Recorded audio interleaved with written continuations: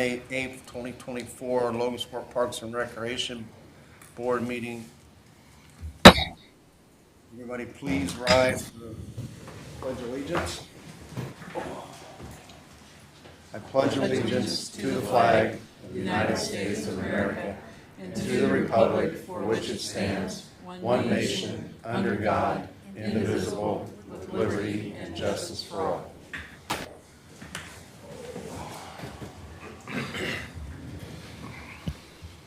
Eamon, the mission statement?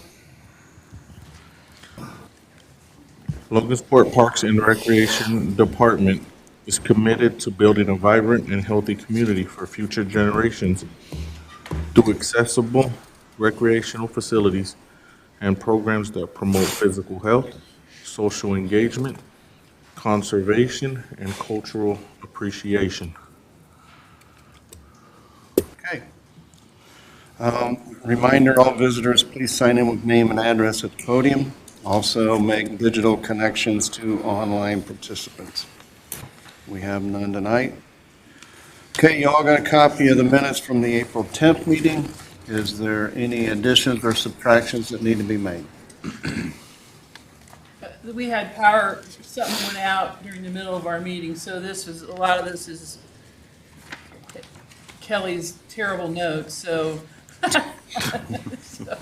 So anyway, I'm teasing her. She's always perfect on this stuff, so anyway, she actually just came out pretty good, I thought. So. Anything? No. Okay, with there being none, we'll move on to old business. Mr. Harden, will you step to the front, please? Well, it's that time of year again. Cass County men's softball is gearing up. First thing we gotta get done is this agreement. It is not changed one iota except for the dates. Yep. And your names, if there were new names that had to be changed. There wasn't very much else, was there? No.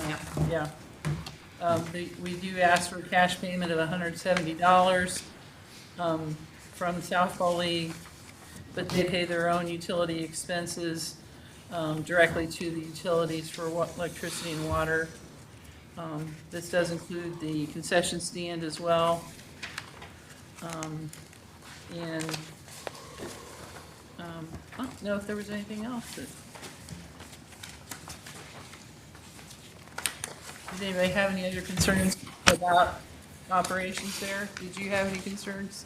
Not really. I mean, I was just telling Kevin, we're going to probably the same as last year. We'll get started right there before the 4th of July because he'll till the field. I mean, he just does a great job for us. So Kevin's easy to work with. He does a great job and he helps out quite a bit. So. The one thing I was gonna ask for is if there's a chance that you could find a way to have somebody there even when you're not at the concession stand, even when you're not playing during the week, because I think that would really help to have food and drinks available to those people that are in the park. There's always people there, especially if they're We could. football or basketball, Yeah. and I'll throw that around with the other three guys. I mean, it's the problem is the help.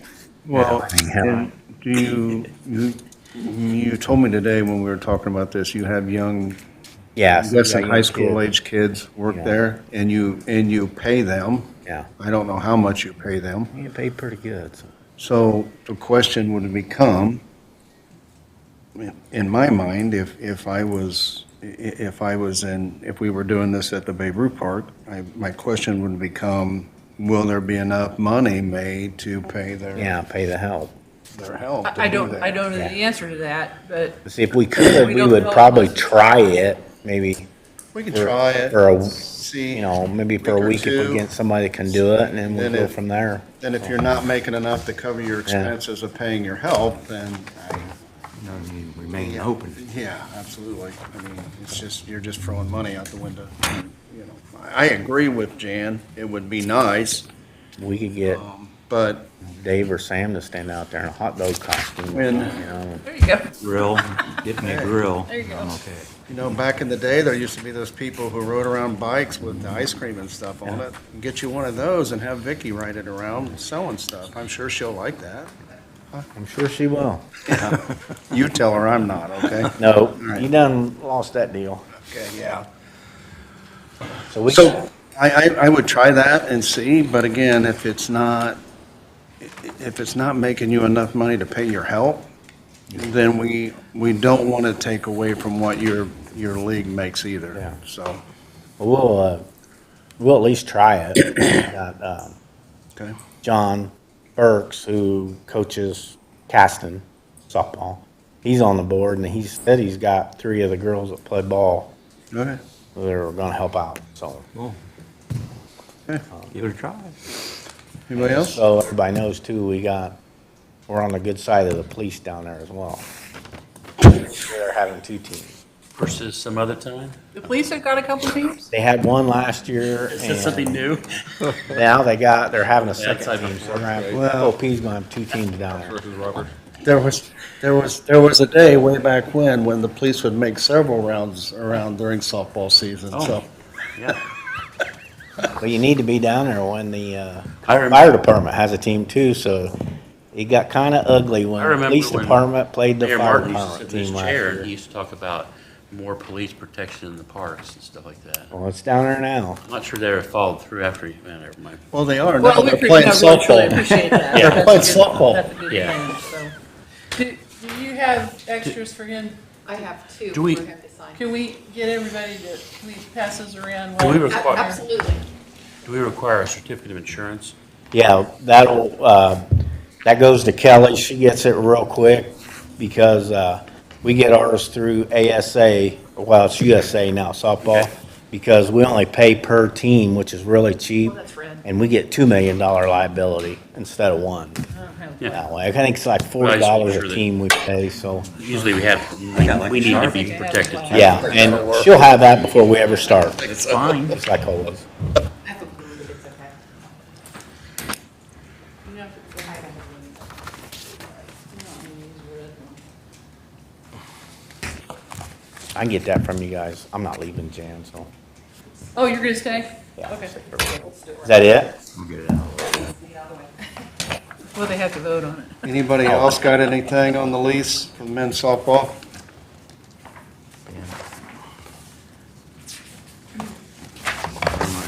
Just FYI, I guess I was gonna say, we are going to, I'm working on a grant to do the rehab of Riverside Park for, the land and water money. And in the grand scheme of things, it'll be 2025 before any construction happens. So, and I don't know what pieces of that will take place. It just depends on how much money. Yeah. What the priority is, so that's kind of where we're at with that.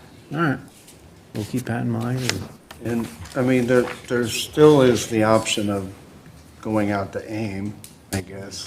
Well, we'll just, like I said, if we still go next year or not, Could they do it out at Babe Ruth? Sorry. no. I don't know how many, about all of us on the board right now are, You could have signed both. in our mid-60s, so, it's coming to that point where we gotta No, get and- younger guys involved, or it's just not gonna be To there. answer your And that's what we question, do. we run a summer program on weekends too, and we're going through the middle to the end of July, so Okay. that'd be hard. So, anybody else? Do we need to vote on this or? Yes, we do. Okay. I know we signed it, I said no. And we already I'm not signed gonna it. give We it just to him. sign it, don't vote on it? We're not giving it to him until we vote on it, okay? All right. So do I have a motion to accept the agreement for use of Riverside Park baseball field and concession stand to the Logan Sport Cass County Softball League? So moved. Do I have a second? Second. Is there any more discussion? With there being none, all in favor say aye. Aye. Opposed?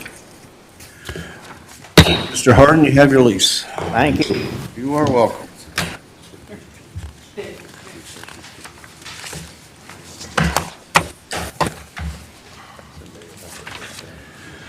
Okay, so next up is Parks Board Resolution 2024-04 regarding the clubhouse project, including a request for proposal from potential contractors.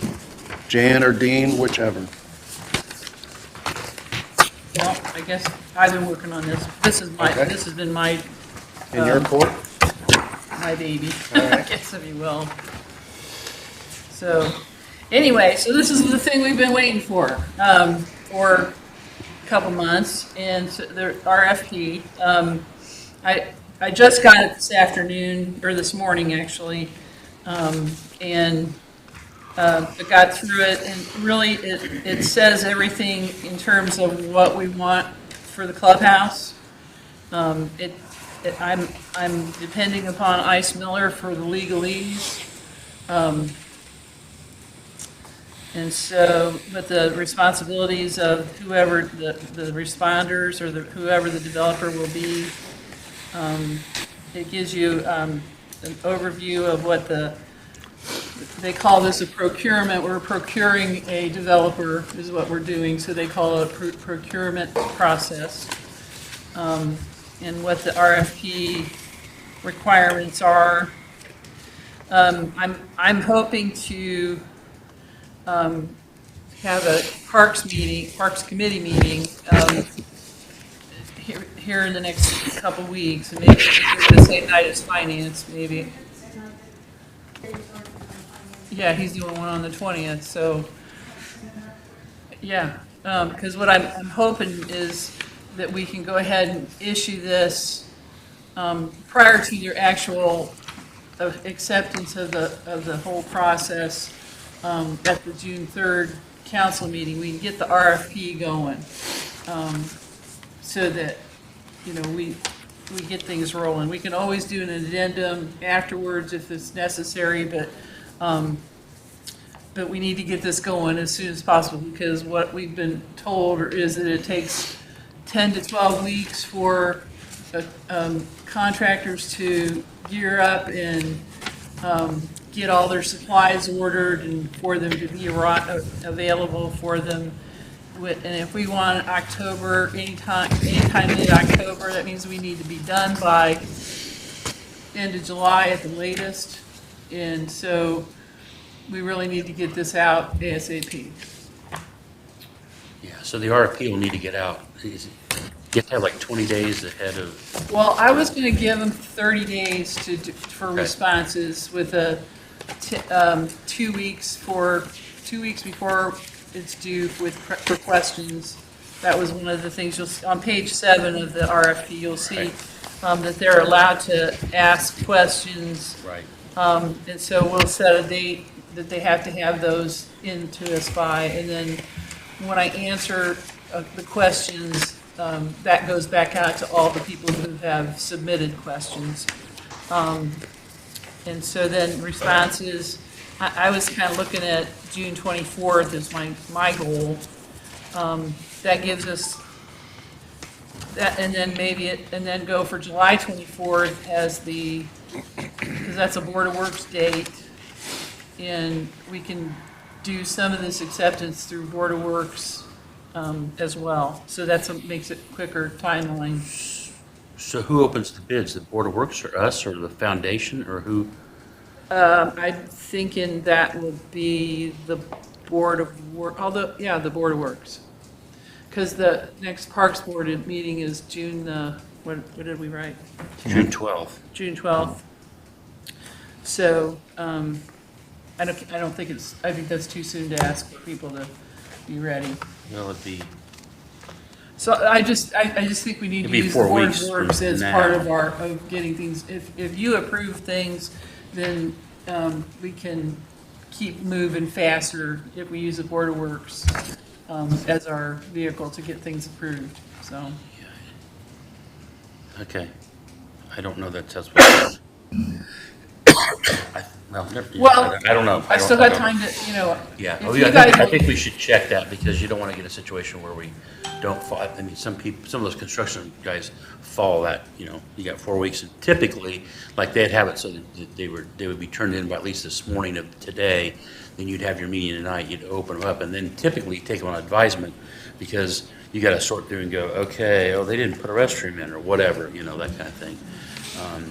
Well- And then normally, I think we would, either the foundation, Parks Foundation, or us would like, see, the Board of Works can't vet it. I mean, they're not going to look and go, hey, wait a minute, there's not. No, but I think, I would be happy, if you guys would be willing, we can pull together Parks Board meetings to do these, Yeah. approve these, and keep this moving Or- forward. Yeah, I was saying, what you could also do is just schedule a special meeting of the Parks Board. Yes. And you could even have a committee.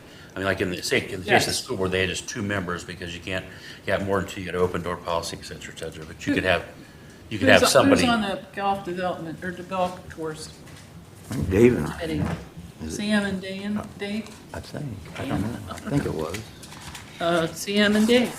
Yeah, so you have to just basically have a time that at least 2 people, and you might want to put a foundation member too, I don't know. But then Like we did you'd with open the it up, park. and then typically, you're not going to open and go, okay, let's look at this, yeah, okay. But you may have those contractors come to that meeting to see, and you normally announce, you know, I got this company, and it's so many dollars, and this many, so many dollars, and they get an idea at that point whether they're in the ballpark or not. But then you got to go through and say, no, wait a minute, this is missing from this, and then say, then you have to kind of decide how you handle that after that. We'll set it up like we did with the dog park committee. We'll have somebody from the foundation on it as well. Yeah, and then you could set a special meeting, so then, Jane, you could have it, whatever you want to keep things moving, you start tonight, say, okay, we're gonna start to do, when you approve this figured out, then we gotta do that within 20, I think it's Yep. 20 days, I think. Do you know any, Tyler? You know? Probably Philip or, I can't, it's either 20 days or 30 Foundation. days, something like that. Yeah. It is sometimes messy as to, you know, you so, get that. I guess my question is, I think, do you want to, I mean, the foundation is paying, or is doing the fundraising for it, of course. Do you want to be, but it's gonna go through the city. And so that means the park board has to be the ones to oversee the actual process of this, okay? probably. And so what I'm asking is, do you want to have a formal, or be a part of that formal process by holding public meetings to do these these number of things that we have?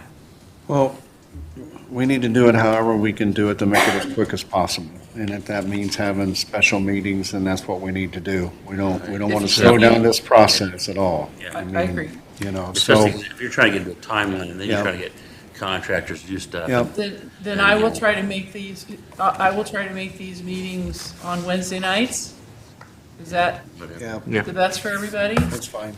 And whenever, I'll go back and set these and double check and make sure that you guys can make it to those meetings then. And I think this is being done the same as the police station was, where it's a bot or It's a a build, BOT. own, transfer, and so at some point, so that's why I was wanting to make sure that Kelly or somebody says, here's how it needs to work, because you're gonna have a case where the contractor's gonna actually be the owner for a small period of time, then they transfer it back. Yep. So we'll make sure that we don't miss some time schedule and have somebody say, wait a minute, you guys screwed up, whatever, so I mean, so you need to Right. get that down as to what that needs to be, but, and I don't remember all the details, but it's same as the police station worked, and that worked out well, I think, for everybody. Okay.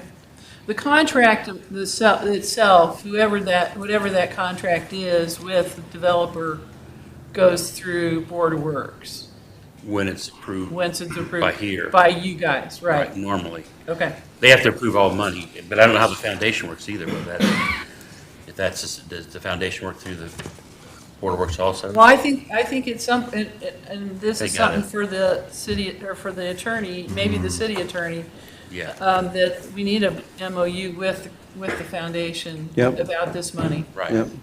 Yeah. So I don't know if that'll be with the Parks Board. Because the money right now is being held by them, so, Yeah, um, and raised by the, Right. although Kelly and I are the ones sending out the right. invoices to. But it's money it's Who it's committed. money outside of the normal city council money. I mean, Yes. it's set Yes. aside for that purpose. They can't say, Yes. okay, you didn't use it, so sweep it back in. No, it's a separate, that's why they got a foundation Yep. for that Yep. purpose or whatever. Absolutely.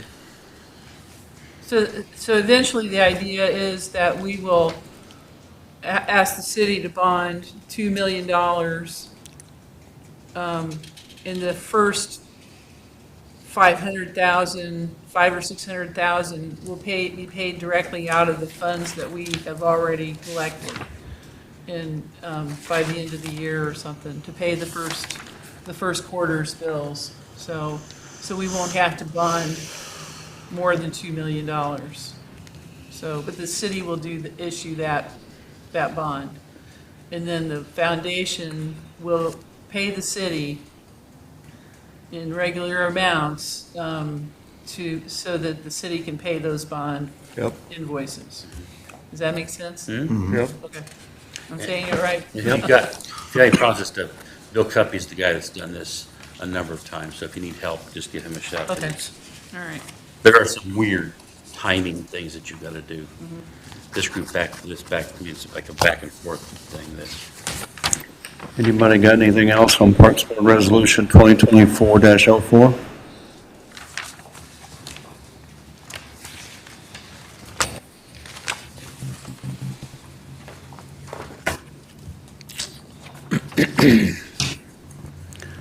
Okay, do I have a motion to accept Parks Board Resolution 2024-04? Moved. Do I have a second? Second. Any other discussion? All in favor of Parks Board Resolution 2024-04, say aye. Aye. Opposed? Parks Board Resolution 2024-04, a resolution of the Logansport Parks and Recreation Board regarding the Dykeman Clubhouse project, including the request for proposals from potential contractors, has passed.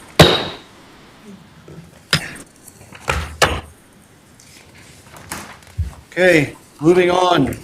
Mr. Palmer, step up to the table.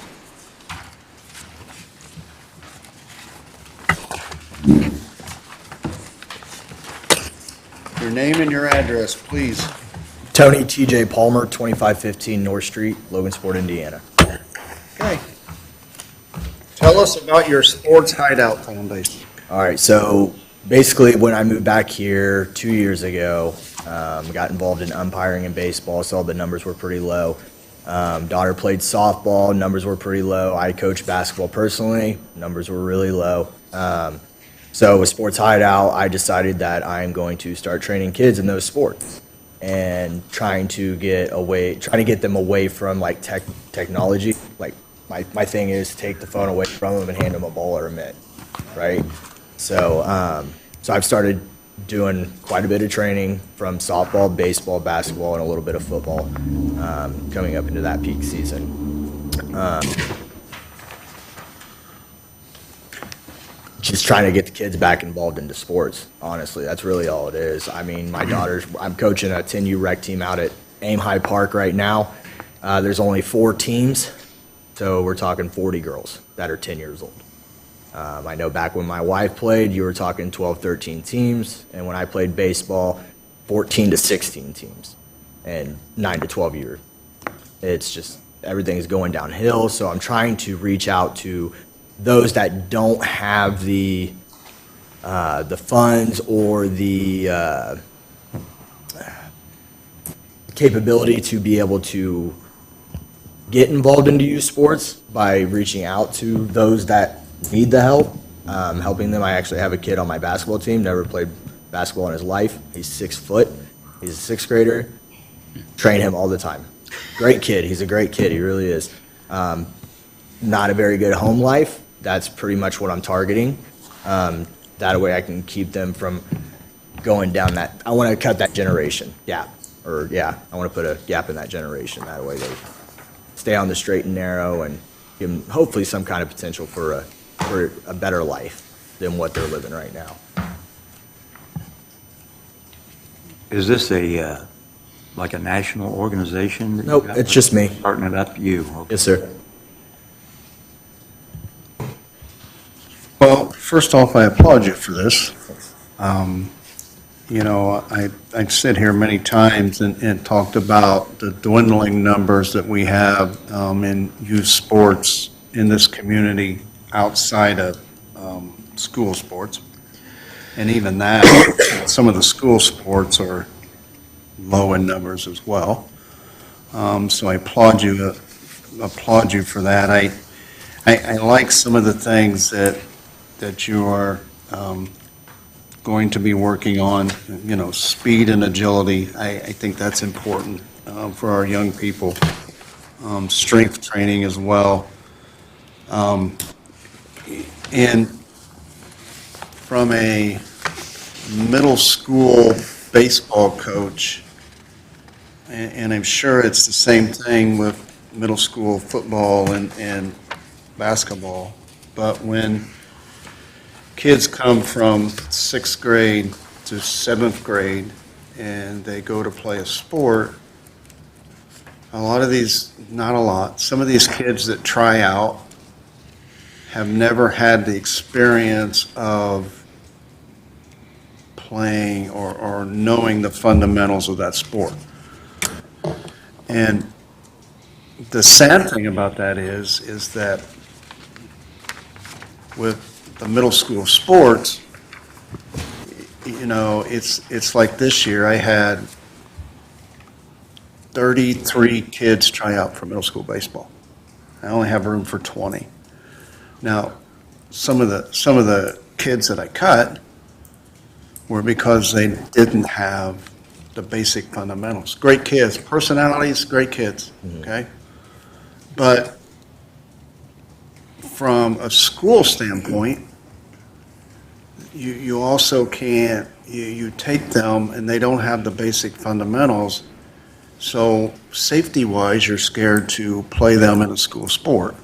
Right. It's different than over at Fairview for Cal Ripken and Babe Ruth. But I feel like that these kids who don't have the natural talent that some of the other kids do get left out because there isn't something like this on the side that they can learn the fundamentals.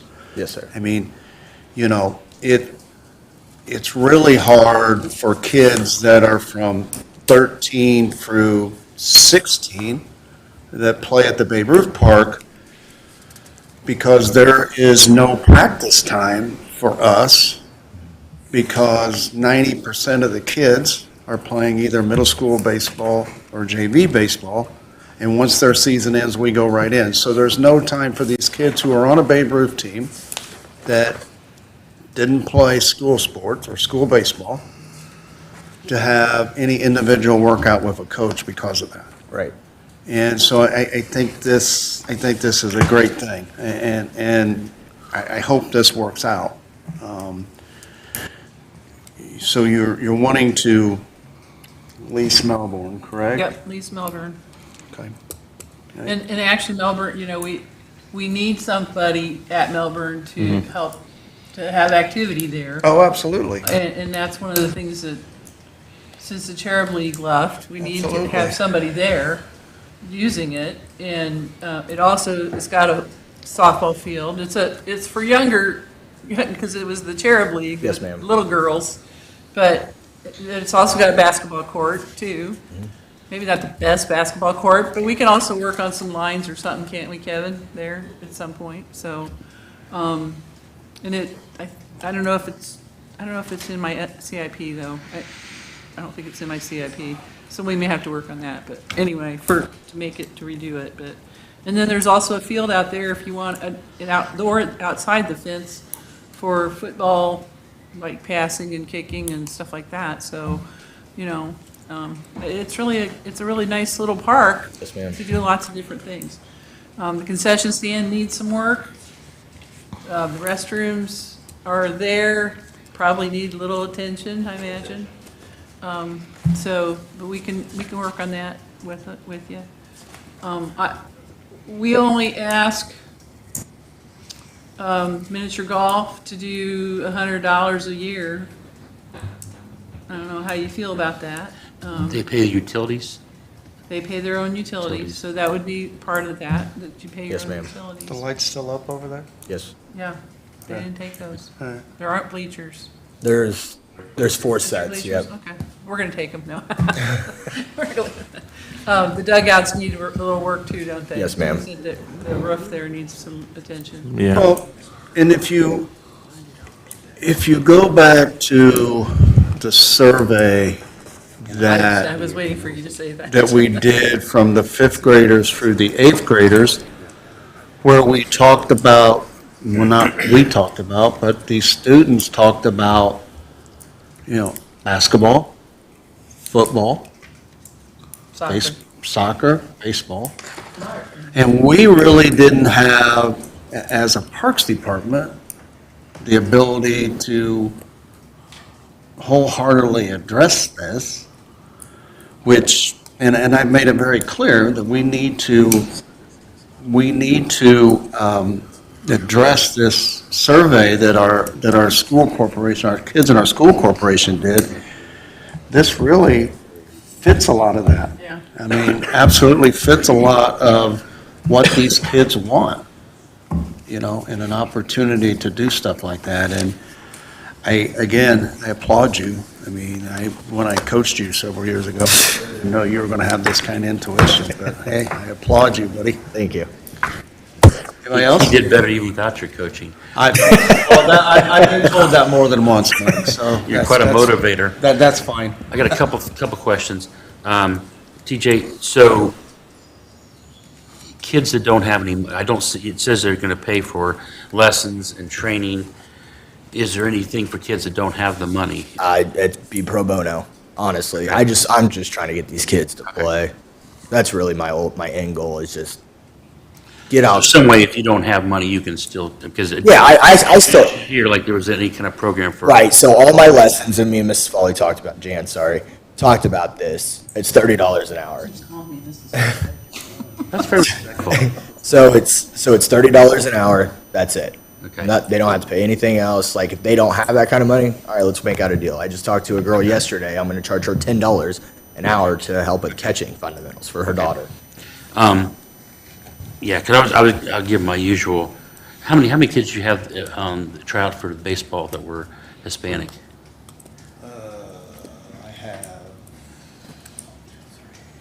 I have three Hispanic kids. Well, I mean, these, 3 out of 30 tryouts, something like that, so about yeah. 10%, Yeah. okay. I was just gonna say, here, we talked with Sam about this 2 years ago, the same thing of the draining number of kids that are playing some of the traditional sports. I'm the school board representative, we have 67% poverty in our schools. What does that mean? So you get free and reduced lunches, that kind of stuff. But sometimes poverty means they can't afford cleats, they can't afford bats, they can't afford a mitt. Then the other thing that's happened now is we are now 51% non-white. What does that mean? 47% Hispanic of some sort, and the rest is a mixture of Haitian and some other stuff.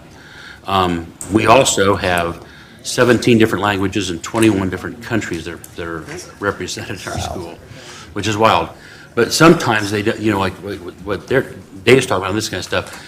We talked about with Sam a while back, could we somehow try to get something into the gym classes that introduce them to softball, baseball, wiffle ball, something else, because they don't always come to Logansport with I used to play, baseball Right. back in, Mexico or someplace. So I think it's something for us to figure out too, because oftentimes people think, hey, the numbers in Logansport schools aren't changing. Our head counts aren't changing, but our demographic is. And so, when you've got, say to have 47% of our kids are Hispanic on your team, 30 kids, you should have 15 kids that are Hispanic if it was in proportion to what our school ratio is there. Right. Why aren't they? Well, because they're not, I don't think they really know baseball, or, and there's a better participation rate. Soccer is probably the most often Hispanic driven sport proportionally. However, there's lots of Anglos that play on that also. So I don't know what that means to, I just think when you're putting this stuff out there, we need to think about some ways to say, how do we introduce some of this stuff? It's the same problem we had 3 years ago. We thought, well, maybe it's because we're charging too much money. and you got some kids doing travel sports. We had all kind of, hypotheses about whatever, and I think, have you noticed, Sam, have your numbers gone up when you've made it closer to free for participation? Yeah, we lowered it from $55 to $40 this year, and numbers went up from 150 to almost 190. So we added a team Okay. in each league. And what would you guess your ratio, how many non-whites would you have? Probably 10%. 10%, so we're still Yeah. hanging behind. So there's an interesting void there that we need to figure out. How do we introduce, some sports that are not, I mean, we grew up thinking that every kid loves baseball, every kid loves basketball, every kid loves wiffle ball and kickball and all this kind of stuff. And it's not necessarily something that may not have been their experience. There may not have been actual fields where they came from. They had to, so that's just something to mention, the stuff to do is to say. And we missed the boat, not the Parks Board or the Parks Department. And I'm going to throw myself under the bus here. We missed the boat at the Babe Ruth level and even the Cal Ripken level with going to these parents or putting it out that, hey, we're going to have a used equipment swap, drop off, because these kids change equipment every year. And, we've talked, you and I have talked about this. The price of equipment to play baseball is out of this world. And so if you're a family and you're a low-income family and you're trying to choose a sport for your son or your daughter, and it's down to soccer or baseball or softball, what are you going to do? If I'm that parent, I know what I'm going to do, because the only thing I got to do is go out and buy a pair of soccer shoes. Right. I mean, because the days of, and maybe we even need to get back to this, because it used to be that every manager had an equipment bag full of equipment. Catcher's gear, bats, Right. helmets. And maybe we need to get back to that, because you're right. And I think at the high school, JV and varsity, there's only one Hispanic kid that's playing at the high school baseball level. And there may be some way to get it into the gym class of some sort, Yeah. but then they need equipment too. So it's a case where. But it's a thing that you're going to put it in the gym class when the season ends for Cal Ripken or Babe Ruth. Right. Here, for the fall, Right. Oh, that's true. Yeah. use it and get it back to us so we have it in the spring. Yeah. Yeah. And I will also say, again, I'm a million years old, but back in my day, there was Leonard Whiting and Mr. Spall and these guys that did that through the park system. Nazarene and all Yeah, that. Nazarene, those guys had it was not a vicious, it was basically, you came together and you put some teams together. It was and they- recreation. Field, It was yeah, not yeah. competitive. Summer baseball, Yeah. basically. And, But it was- and that brought anybody in. So, I mean, Well, you had I mean, boys and girls playing together and, But what were they doing? They were teaching the kids the fundamentals of the Right. game. Yeah. And that's where, when you start a Cal Ripken season or a Babe Ruth season, and Sam will tell you this, now, at their level, it's hard to even find coaches that have that knowledge. Right. Right. And we have, at Babe Ruth, because of high school and middle school baseball, we have no time to take these kids that don't play and Right. give them the fundamentals. So we Right. need something to bridge that gap. Right. And Tony has handed that to us on a silver platter, Right. Yeah. just my opinion. Yeah. Well, I think somebody's only, as you say, anymore, getting coaches, well, I guess it's always been an issue. I mean, Well, it has I been. coached some stuff I probably shouldn't have been coaching, wasn't qualified, but But if you as long as I hold my hand up, But if you have somebody who can one-on-one with these kids, or Right. one Oh, on yeah. 3 or 4 Right. with these kids, and, I mean, I'm sure that if Tony asked some people if he needed help, me included, Yeah. we'd help out with that to help these kids. And I've said it, I have a 13-year-old grandson who should be out in the park doing something, but he's doing this. And remember, You want to get that fixed, let us know how to- 75% of our kids in the summertime stay in their room. through our youth That survey. was what the youth survey said, Yeah. yeah. Go ahead. Go ahead. I want to point out to you guys that. Can you come up to the microphone and say who you are and everything? Thank you. Hi, I'm Susie Walmsley. I live at 1616 High Street. With all of your discussion about Hispanic families, I work in a law office.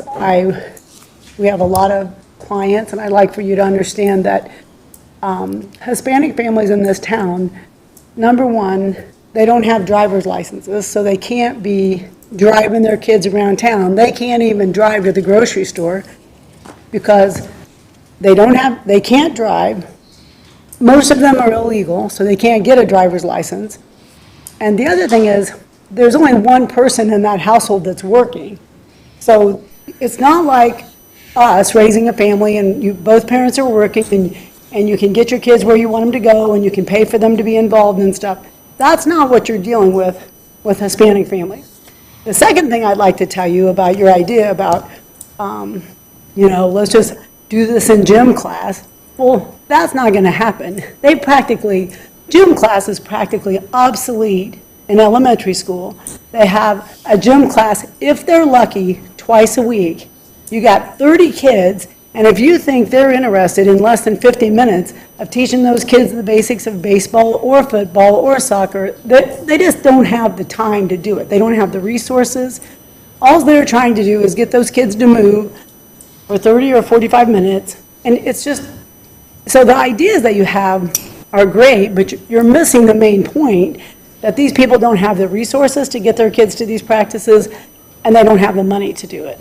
And so the way you change this is Indiana needs to become a state where people can get a driver's license without being legal. That's what we need to do. But that's a different story. But I just want to explain that to you. And I deal with a lot of Hispanics at my job. And I also talk to a lot of school teachers. And I volunteer to do Reading Railroad at schools. So that's all I wanted to say. Well, and I agree with you on that point. And I guess my whole point is that I have grandsons who play soccer out at the state hospital in the fall. And I go out there on a Sunday afternoon and there's like 6 fields and there's like 500 kids out there. And I get it. I mean, and again, I mean, we want to target everybody, and I get your point, and I wish there was some way that we could solve that. Well, I work in a school, and I know what our PE teacher does at the elementary level. And you're right, it is only once or twice a week, but she does an incredible, innovative program. They have rock crawling, they have archery, they've got miniature golf. She just bought a whole miniature golf lane to set up in the gym. So they just go around and do these different things. So I think you could introduce team sports. I mean, you're not going to go through the rule book. You're not going to get into all that. But I think there is a way to spend a couple days a season or a couple days a year and say, look, here's what you got to do. And after you do this, you run here, and then you run here, and your goal is here. And I think you can do that, especially the upper grades, like your 3rd, 4th, 5th grade. Maybe not your kindergarten, But there are limits to what they can do, because they're state standards and they only get so much time with each class, with each grade, and so on. I had a question. From what I'm seeing, you're wanting to use Melbourne Park Monday through Friday, 3:30 to 10? Yeah. Like basically all evening? Yes. Okay. Yep. So, do we currently have anybody wanting to use that facility to where we would be monopolizing the time? Like, you know what I'm saying? Are we okay with that much time being dedicated to this league? If anybody it's in the neighborhood and they're just doing pickup stuff. I mean, Melbourne Park was, when we swiveled off the $750,000 Taj Mahal dog park and shrunk it down to finding a facility that had a fence that wasn't getting used. And the two places were Melbourne Park, because Cherub had moved out to AIM, and Mulehausen. And so, to my knowledge, and Kevin, you might know more than I do, but I don't think anybody is over there using it. I mean, the basketball court maybe. The field, I doubt. Even, I'll speak just real brief, but the amount of trash that we see in other parks, Melbourne doesn't get that amount. So we Right. take that as it's very inactive. Sure, absolutely. So no, to answer your question, no, we're not monopolizing time that somebody else can't use it. Okay. Man, I live right down the street from Melbourne. I live on C Street. We go there once in a while.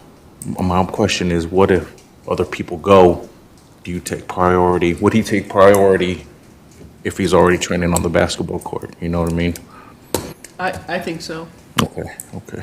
And it's not very I mean, easy. and even that, I mean, at that, we could split it. It probably, You know what I mean? it Like, might be good to mix in depending on who's there. That's, Exactly. you You know, know? only good for his business if he. right. Yes. I'm not there, I'm not here to take away from the kids at all. Yeah, I was Like, just wondering. please use it. But my thing with the softball field, key point is, I've been like, I don't know whose mows out there, but like I've had to clean up trash almost every day I've been out there, dog poop. Like, Yeah, I had a lot of dogs, they take the Yeah, dogs I out had, there. I had a guy come up there the other day. I'm not going to name drop him because everybody I'm sure knows him. But in the middle of one of my training sessions, he comes over, shuts the gate, lets his dogs out, comes over to the other gate, shuts the other gate, and they're just right there running around us in the middle. I'm just, While you're in there working? Yes, literally. With kids? Yes. My other, No, I don't know who you're talking about, but or, I'm sorry the about that. only thing that comes to mind is like, to bridge that gap, because I do think it's an income thing. Because just like, there's travel ball, my kids can't afford travel ball, and then there's nothing else. And then as far as like Hispanic communities or like minority communities, I would venture to say that it's more about like a trust issue. That's a really tight-knit community. So if he can earn the parents' trust, because they're not going to just be like, hey, my kids can go, they don't really know them. They're more tight-knit. So if you can get their trust. Well, and one of my and start rules building is, up like that, and- one of my rules is do not leave your kids by themselves with me. Right. I don't want any of that even thought of. Like, Okay. it's mandatory for parents to stay. Okay. Even then, you know, Yeah, even when absolutely. when the parents aren't there, if you can get that trust from their parents, that'd be huge. Absolutely. The schools this summer have got a joint venture with Boys and Girls Club of America is coming into Logansport, and I apologize, I can't remember the details. I don't remember what sport it is or whatever, but they're coming in, and you were part of that discussion, Jan, remember, and I don't remember what it was, but, you know, so the Parks has also talked about where they're trying to go, as Susie's mentioned, and there's just, you know, how do we reach these kids, and, you know, and sometimes, They you were know, just second and third graders, I think. yeah, it was young Not kids, and I very can't remember old. what their goal, if it was, you know, that we have a certain, we have, because of our high poverty rate, we have a summer school with you can get breakfast and lunch, and so oftentimes, a lot of these kids, it's kind of like, they're coming kind of for food, but then you give them a little education while they're there too, so you kind of have a kind of an activity thing, and I know that group's coming into Cass County, Logansport, and I don't know, but you know, it's a first step of something, but I think it's, again, if all these things are happening, I think it can only be good for the kids to have this stuff happen. Yeah, but- And more than just you are recognizing that we need to have sports and things for kids to do. The and- summer school's like from 8:30 to 12, and then this Boys and Yeah. Girls Summer Club Yeah. is from noon to 4:30 in the Right. afternoon, something like that.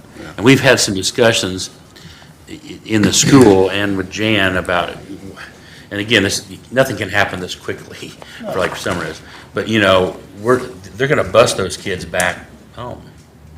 So why couldn't they bus them to Tower Park or bus them to, you Well, know? and that was, we had a discussion with the superintendent about that possibility, and it probably needs to wait till next year Yeah. to make that happen, but we need to start working on that scheduling and that budgeting as we schedule for the Right. 2025 season, so. So, and you could do some stuff, and there are, again, like this, with this Boys and Girls Club, there's some other stuff out there for, you know, programs, grants, that kind of stuff, that can do some of this stuff too. So again, it's kind of interesting, if we had a case to say, okay, on Mondays, we're gonna drive them to a ballpark and they're gonna play ball. And then on Tuesday, they go to the swimming pool, and on Wednesday, they do this or that. Because some of these kids, I mean, back when I was, in my days of when you were a kid, with my son, we used to have, I remember a guy on the team that we used to drop off at the pool every time we did baseball. And when we got done, we dropped at the pool, and his family his brother and sisters were there, because that's where that was the babysitter for them all day. Cool. And I didn't realize, I mean, they were there till 5 o'clock, and their parents picked them up. Yeah, they're still a babysitter. Yeah, so. Well, so- I have not actually written a lease for TJ yet, because I just didn't feel like it was so quickly. I thought that you would appreciate the time to think about it. Now, we could, so I don't have any, formal lease to for you to vote on today, but if you feel like you want us to move forward, we will do that. I think we can probably work with TJ on a temporary basis for him to be able to use things over there, even now as a temporary thing, and then if you feel like you want to move forward with an actual lease with him. Can we, Okay.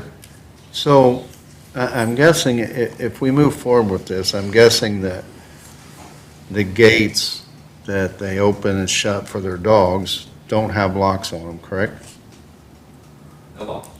Can we provide that so that doesn't happen? I mean, I don't want him to lock them when he's not there, but when he has kids out on the field, I don't think it's a good idea that people just walk up and. Right, bring your dog in. I Bring their- can't yeah. believe somebody Right. did that. Huh? I can't believe somebody did that. Oh, I can. They have- They do it, they do it at the, I had middle school practice the other night, and I looked down the first baseline, because they can get in by our garage, and there's a guy walking in with his dog, walking around the outfield fence, inside the fence around right field. We're in practice. It's, are you serious? There's been dogs in on Crane Field and stuff. Yeah.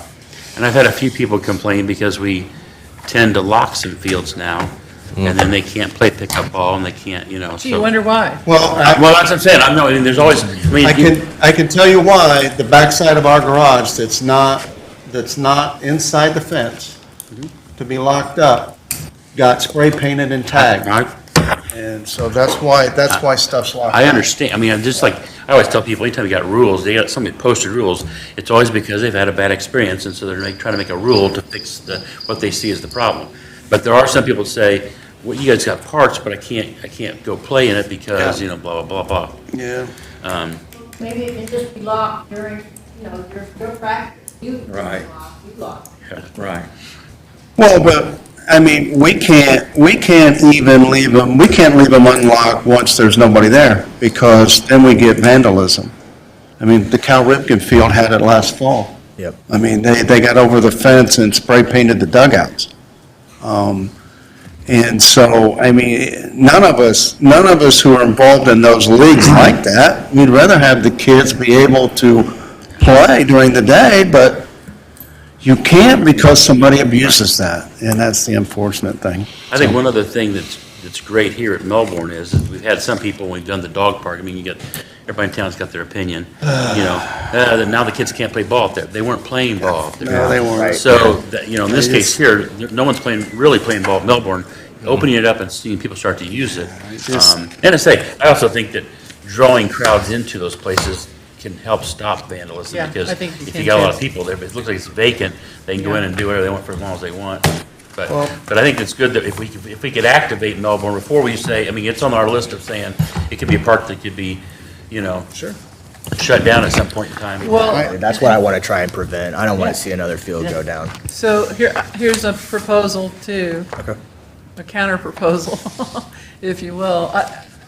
I see all kinds of potential for, and honestly, I just was thinking about it. That's one of the things we're trying to do, Kara, is have more sports in the parks, and if you can help us do that over at Melbourne, personally, I think letting pay the electricity and not worry about, or we'll pay the let's- electricity, yeah, or whatever, however you want to do it, but I maybe agree. there's something that I we think can it's do. something we Help should them get hammer that out. started with it and everything, get built up. TJ be willing to Well, work with and us on he's not some going kind of to, a. I mean, I can't believe he's going to use that much utilities. No, I highly doubt it. I highly can't, doubt it. you Maybe know, probably other than- just water. Other than water to the Yeah. bathroom when people So- go to the bathroom. So we I can mean, take care of the utilities then. I if it was more than $50, I'd be shocked. I Seriously. can't remember, I can't tell, I can't even. I mean, there's no irrigation system there or anything, so, Yeah, there's nothing there. yeah. There's nothing. So, that would be, I don't know if we can sit down and think about some kind of a program that you could help us get going even this year a little bit. And that would just help your programming, Well- or, your business as well, I would think. Yeah, well, let's let him, let's move forward with the lease next month. Let's work out something for Okay. the interim that he can use it up until we sign the lease. Okay. And then once you have had this summer under your belt, I would like for you and Kara and Jan and I and anybody else on the Parks Board to sit down and evaluate where we go next year. Okay. Okay? Yeah, I'd suggest, Dan, when you do the lease, maybe call it like a test program. Test program. Because you're going to have people saying, hey, we're paying for utilities, he's not paying for, I mean, you get all that finger pointing stuff going on. It's a test program, we're just seeing it, see what we can, how many kids we can draw out to your type of function. Then we may also say, okay, next year, maybe we can hire a teacher to do some summer league ball over there, or whatever. So, I mean, I just think, I'd call it maybe like a one-year test program, and that will, because then you're going to debate, okay, the men's league's paying 170, you're paying 100, they pay their own utilities, And I'm not opposed to paying utilities, I'm not. And again, it's water. Right. I mean, and it can't be that much. Yeah, you're not gonna have lights. Yeah, no lights. you're Well, not you go around the gonna use concession lights. stand, though. Is there anything in there still? Probably not. I haven't been in the building personally. Yeah. Yeah. I don't know, Kevin knows Very that. minimal. I mean, the thing is, maybe you put like a refrigerator type, Yeah. like the Babe Ruth Right. Park has, that you can put water and Gatorade in and sell. Yeah.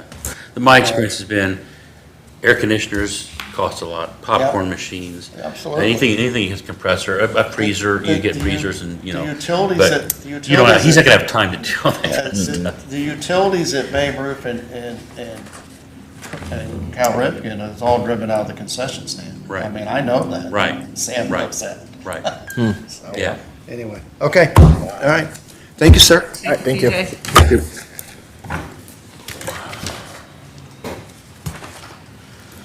All right, memo of understanding with Logansport Community School Corporation.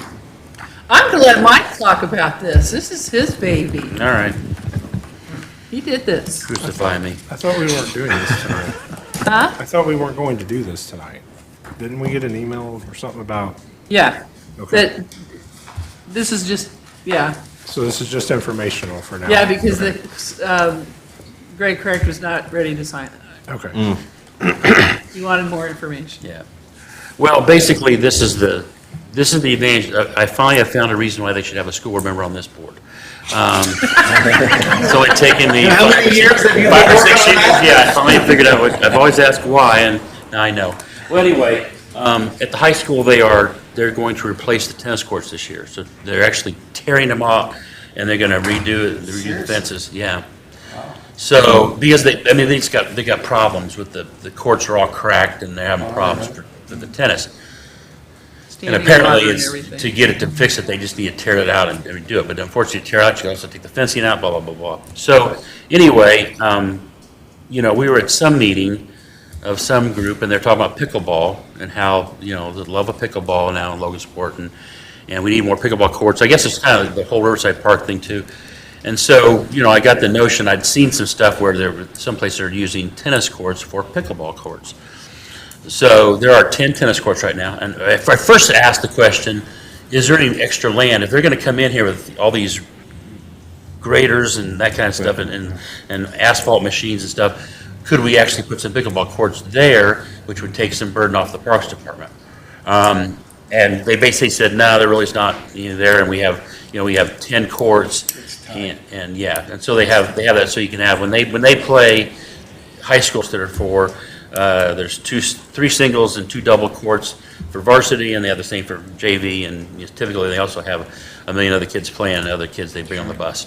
So anyway, I had seen some stuff about the stuff, so I watched a million YouTube videos about people who are doing, you can do different things. I mean, a pickleball court's much smaller than a tennis court, so you can actually fit almost like 2 to 4 on one space, but then again, we're looking at what the high school could do. So anyway, I asked the question of when could they ask the people that were doing it, what extra work could be done for them to paint. I've seen cases where they've actually painted pickleball courts onto tennis courts. So I asked our folks at the school if they could check with the contractor what a day, They came back and said it's going to cost an extra $7,800 to $7,200 to paint these lines in different colors and stuff on these courts. And what you do, the tennis court's got a 36-inch high net. They need 34, so you pull that little strap over, and it brings the tennis net down to 74. And there's lots of places that do it that way. Surprisingly enough, I expect them to tell me, shut up, we're not doing, you're not, that kind of thing. In total reverse of that, back to gym classes and stuff, pickleball is a much easier thing for kids to play than tennis is. And so the Brian Strong, the athletic director, said, we think this would be a great idea because we could also use it for gym classes and this and that. And it's like, oh, okay. There's college championships for pickleball now. Yeah, well, and Riverside, we've had people, I guess we were in some meeting, I can't remember who it was, but they were talking about when they have a tournament down there, you only got 2 courts. So it's a tough tournament with 2. So if we could have, and in my opinion, what's also nice, I'll put my Parks Department hat on now, the agreement would be the fact that the Parks will pay $7,200 to have them painted to be multi-use. After that, it's up to the school to maintain them. So any, grass cutting, pulling down, repainting, patching, tar, whatever. Yeah, nets, whatever, would be done by the school. So that allows Logansport to have us 10 more pickleball courts. Now you can have, again, from economic, put another my hats on the economic development side of things. You can have tournaments coming in to have 10 teams or 10 courts being used, and not to mention, I get lots of people, Teresa Popejoy and Bill Dexter are at the end of my block, and so I hear all the time about how there's not enough pickleball courts. You got to sit there for hours and hours and hours, blah blah blah. So anyway. So the suggestion we had was that the parks would pay that. The school I think they've accepted that to be, they haven't written the stuff down, but they've accepted the fact to let that happen. They sent us an invoice. Yeah, well, okay. Are they all right? Mr. Craig's pretty good at that, isn't he? Yeah, Greg sent us an Can't get the invoice. MOU done, we got the Greg needs more information, but we got the invoice I on it. Okay, awesome. So, anyway, that's what's going on, and I think this is another good joint venture. Jan had sat down with Superintendent Starkey, and they had some discussions about this and some other topics, and I just think it's a good thing, Well, and Brian, I had a couple conversations with Brian Strong, the athletic director, and he's like, if we can put more rackets in kids' hands during gym classes, and this is elementary school too, this isn't just high school, because junior high can walk over there, and so can the elementary. And so, it's a win-win for everybody, so. And they do walk over there. Middle school gym class does walk over there, because when we did bus evacuations this past fall at Landis, the middle school gym class was walking over to the tennis courts with tennis rackets in hand. Yeah. And that's what they were going to do for gym class. So, I think here we're talking about more activity for kids. This is a good thing, and then they're more interested in doing this on their own if they have a little bit of background. So, and the thing about pickleball is that you don't have to be great at it to enjoy it, to have fun. So, I can attest to that. Yeah. Small I grew up on summer rec tennis when I was a kid, and now you could have summer rec pickleball too. Right. So the only thing I'm asking for is, and I'm saying too, is if we're allowed to do any instruction or leagues or tournaments, that we schedule it just like we do when we do tennis. We schedule that with the athletic department. So I'm not asking for anything that we aren't already doing. Maybe Greg isn't aware of that, but, we'd still sign the forms and whatever I they need watched us to the do. city council meeting tonight, and it looked like as if the city council approved Yes. the switch to get that money over Yeah. that thing. So, Well, and from Parks Board President to School Board President, yes. you have a tournament up there. It would be an opportunity, either using the baseball concession stand at Turner Field, for the athletic department to make some extra income by having a concession stand open. You'd be better to get some group to come up there.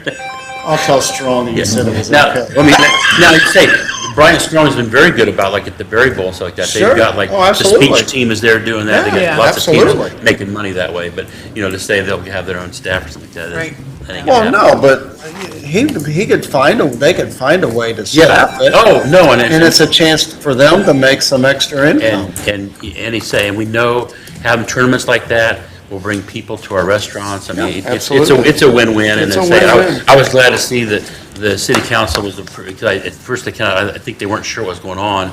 And I say, you know, why shouldn't the school pay or whatever? But Jan kind of brought that, and we think that, I mean, those pickleball courts cost probably 50,000 or more each to do when we build them. If we were gonna be building our own complex, let's say of 4 to 6 more courts, it's gonna probably be $500,000. So $7,200 is pretty You know, cheap. and this is like, That's a nice. this gives us another 5 years easily of seeing whether it's a true activity or a fad, or, you know, I don't think it's a fad, because it's already 10 years old. Well, No, it's not. and And it's getting bigger. But that gives it a little more if the justification in the if the future. NCAA is going to start making college championships out of it, it's not a fad. It's not a fad. It's gonna get big. Because there's going to be scholarships and all of that, you know, so So- I don't see it being a fad. So that's why I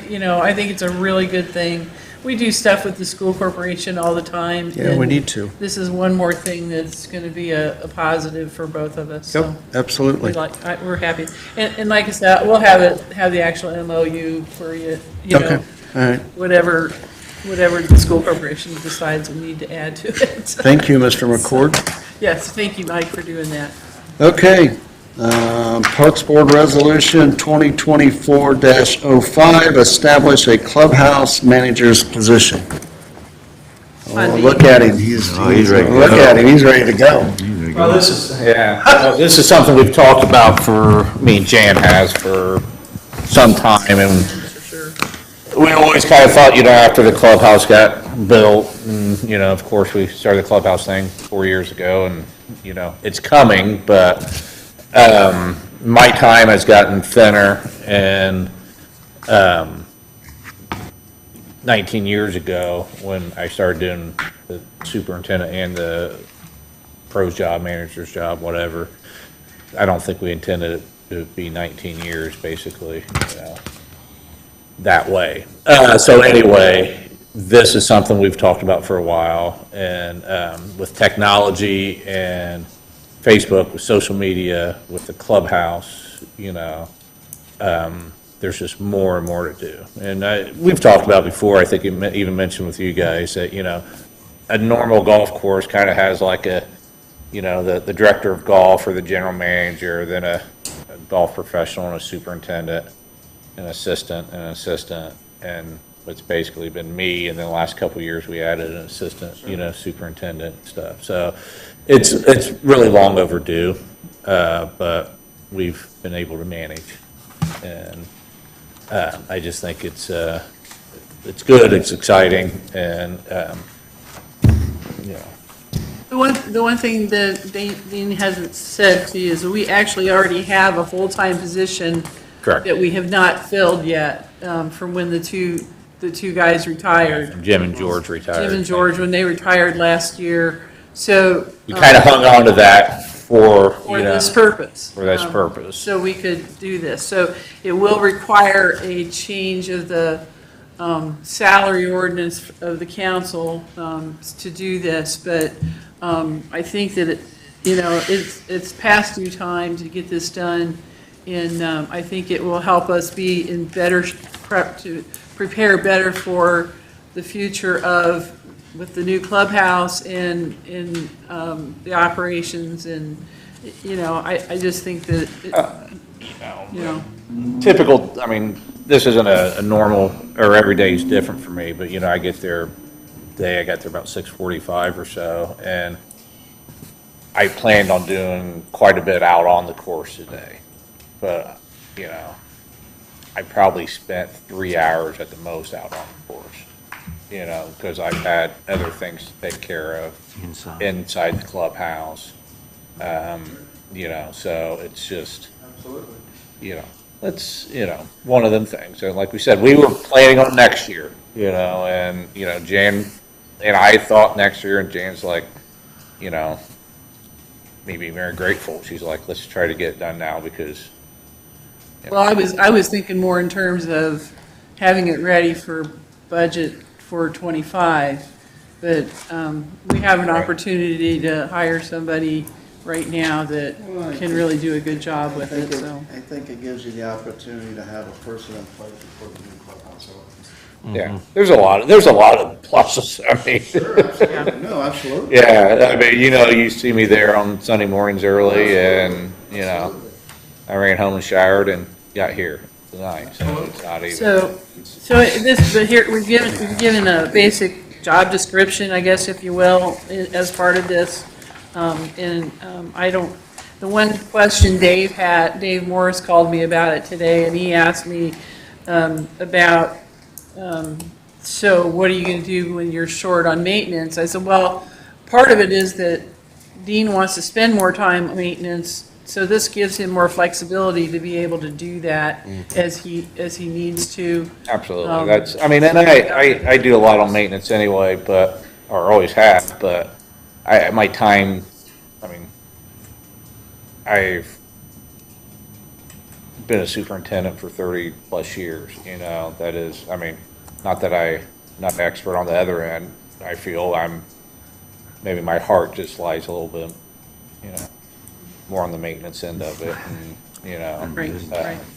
and it's a better fit. Well, we still I have, think it's easier to, with technology, like I said, some of the things that are growing, that, I think we also have a part-time, year-round assistant that we've never really filled either, right?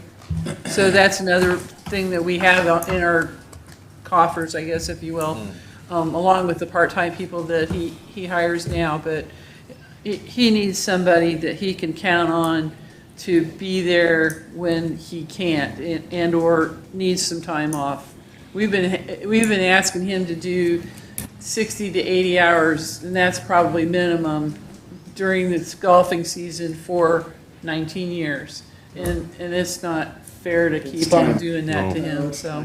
And you hope that the clubhouse is going to draw some more people, I assume.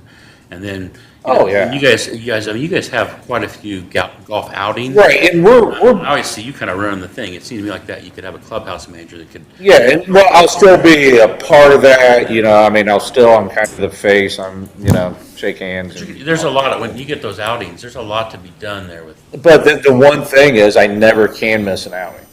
I just never, it's very hard for me to do that. This helps, that we can coordinate that, hey, I can be gone, my kid's graduating, I need to, go to that, so it's just, there's a lot of things in there, Well, just as a point of information in our monthly report, we are 700 dollar rounds up this year from where we were last year at this time. And we are 924 daily rounds. That means people that are playing full price when they come on their own, they don't have a season ticket.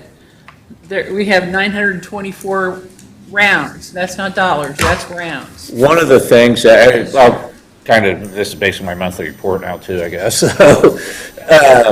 One of the things, money-wise, we're about 20 grand up in that neighborhood for the year through April. We had 9 inches of rain in April. April necessarily wasn't the best month, but we're $20,000 up for the year. On top of that, last year was our best year ever money-wise, that we took in $30-some thousand at the end of the year that we went for the 24 season. So we really thought we'd be running a little short at the beginning of, our numbers wouldn't look this good, but they do. And one of the reasons is we have over 260 season tickets sold this year. I don't know what the number is today. I think we sold another one today, so it could be getting close to 270. That is, It's phenomenal. pre-COVID, we were doing 170. Yeah. You know, we had dropped to that on full season tickets, and now we're, you know, we're pushing 100 up from that. And it's new faces. It is the evening, and it's, you know, the mornings. Today was we had 2 groups from out of town, so we were really busy day. Probably our best Monday through Friday day, you know. But we had, I don't know, we've had a lot of days like this where things have been good. Oh, new faces in the evenings and stuff like that. We got to have 2 people up in the clubhouse at all times, pretty much from 4 to 8 o'clock, just to get carts, maneuver carts, stuff like that.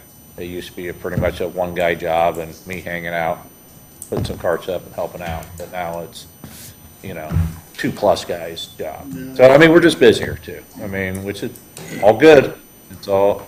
And from some of the meetings I was at early on, I mean, this improvement to the clubhouse is going to bring more guys there to want to hang around longer and purchase all kinds of things while they're there. Probably, yeah, we would expect. It's going to grow just there. I mean, and so having a clubhouse manager that's not you makes tons of sense. And you think when the new clubhouse is built and guys get done playing a round of golf in about NFL kickoff time, and they're just going to go in and watch some football. And so, it's time. It would be time, even if this new clubhouse wasn't coming, just to take some of the load off this man's back. I mean, 60 to 80 hours a week that he's given us we need to get him some help, so. I agree. Yeah. Okay. We might have to change the amount for wages, but the money is there. Because George was getting pretty. Yeah, I mean, he had it's. good hourly wages. It's pretty close. I mean, I think, well, I have not put pen to paper. We need to do But that. being that it's mid-year, you know, it has to be So- relatively. Yeah, that we want this on, and I don't know if that has to go through parks and, probably parks and finance both, probably, so, anyway. Okay. Any more questions? There's no more questions. I have a motion to accept Parks Board Resolution 2024-05. So moved. Do I have a second? Second. With there being no more discussion, all in favor say aye. Aye. Opposed? Parks Board Resolution 2024-05, a resolution of the Logansport Parks and Recreation Board regarding the need for a clubhouse manager has been approved.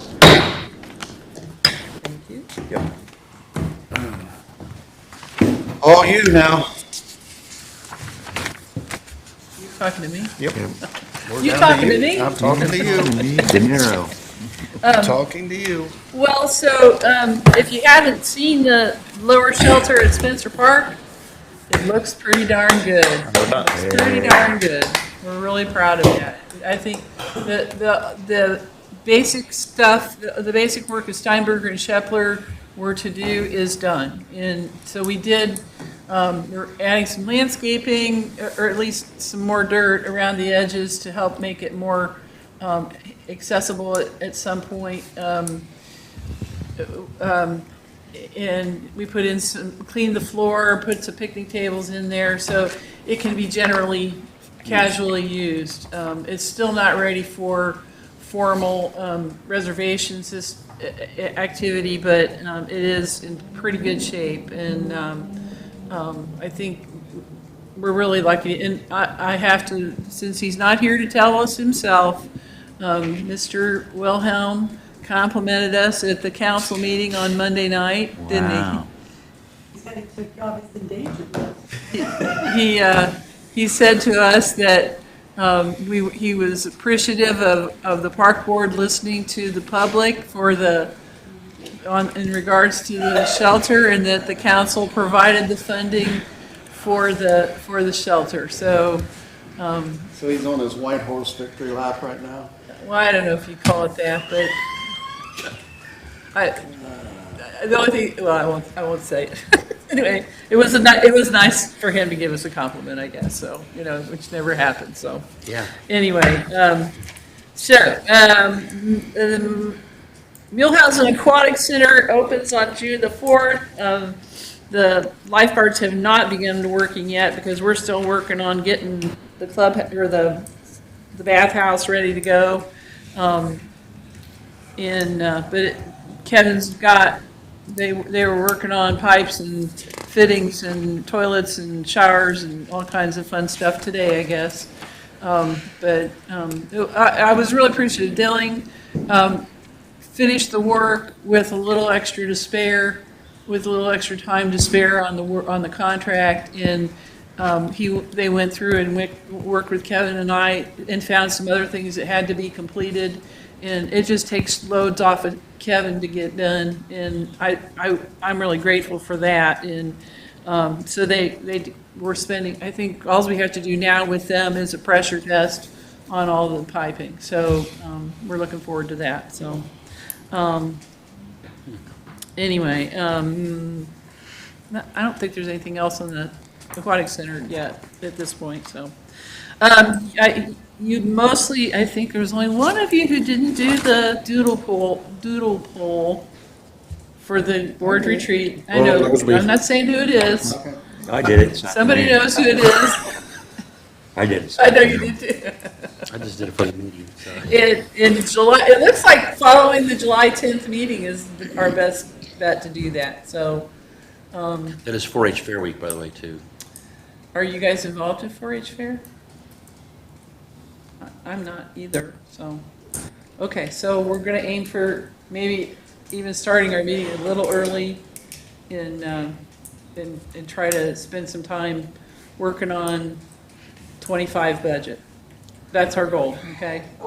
Brian from Context did ask me if we were interested in having him facilitate something to discuss some of the work that we wanted to do in terms of studies or whatever in the future, what was the priority, and help you to do some further study and on the things we have to get done. I have also, Kevin and Dean and I have also worked on the capital improvement plans for the next 5 years, and there's a lot to them, and we know we don't have an unlimited budget, so we have to do a little bit of shaving of what everybody wants us to get done. So that would be another part of that board retreat. So okay, a monthly management report. So probably the most fun thing, of course, is that the clubhouse is pretty fun. Dean and Kyle have been working on some ideas about design, and I think that's been fun for them. We did receive our $200K from the city council for the city's donation towards that project. We did have a long conversation, or I did, with Ice Miller over the RFP, and it was a very good conversation that we got a lot accomplished, and you can see that through our RFP that they have a good handle on what we want to get, where we want to be. So master plan, we are waiting for the DNR's final approval of the documents, and then after we get that, we'll go ahead and get things printed. So did we bring extra copies of stuff to get signed for the DNR tonight? Oh, shoot. What are you talking about? We have to have originals for, of the resolutions to give them. We may have to give them ours and then do it again, just get everybody's signatures on another one. Anyway, okay. And of course, the Wright Street Bike Park is our big goal, and Kevin has spent a great deal of time working on it. You should see the shade sail and the light poles are up. Even the actual shade thing is up on it, on that shade sail. Looks pretty cool. They've got the restroom work. Is it all complete? Okay. The ADA railing is fully installed. Trees have been planted. I thought we bought 6 trees. There's only 5 up, right? We got one coming yet? Or we didn't get 6 trees? Didn't get 6 trees. Okay, well, we need to talk, okay, we were paid for 6, so we need to get a 6th tree. And then, non-working fire hydrants, he got 4 of them from the utilities, and we got those painted, installed and painted. Concession building is being painted, and the installation work is going on today as we speak. They got all the posts in, and probably gonna do the fence, the fencing around it, shortly, so. It's gonna be sharp looking, because it's all black and it's vinyl, it's gonna be 5 foot high, it's gonna be great, it really is. Let's see. The big events, and if you can be there, that'd be great, I understand if you can't. Barring any bad weather, we have the ribbon cutting on Thursday, next Thursday, a week from tomorrow, at 11 a.m. And I'm sorry that you guys can't be there, that have to work. That's out of your time frame too, isn't it? Well, I mean, if we, I just have to be at the academy by 11:30. Okay. So we can Okay. pick the pace up. Okay. Well, the governor, lieutenant governor is not coming. I got. Well, she got beat last night, so. Well, I got word today that she is not coming, so. Anyway, yeah, it's probably true. And, so anyway, that was on a little bit. But And then. I will have I will bring my bus to the park. Okay. That way I can just All right. run my bus and Okay. go to the Just academy. park your bus there and. Park your bus and, okay. Just don't. And then the big grand event, the grand opening event is Saturday at 9 a.m. till 11 a.m. And we've got a fun walk for dogs and their owner around Mulehausen Park. We got, can't remember, canine demonstrations by the LPD officers. And then we have some games, a minute to win it where you throw the Frisbee and hopefully your dog is gonna catch. I mean, these are games for the dogs. One is a musical mat, so they have no talent whatsoever needed for that, just like musical chairs. And then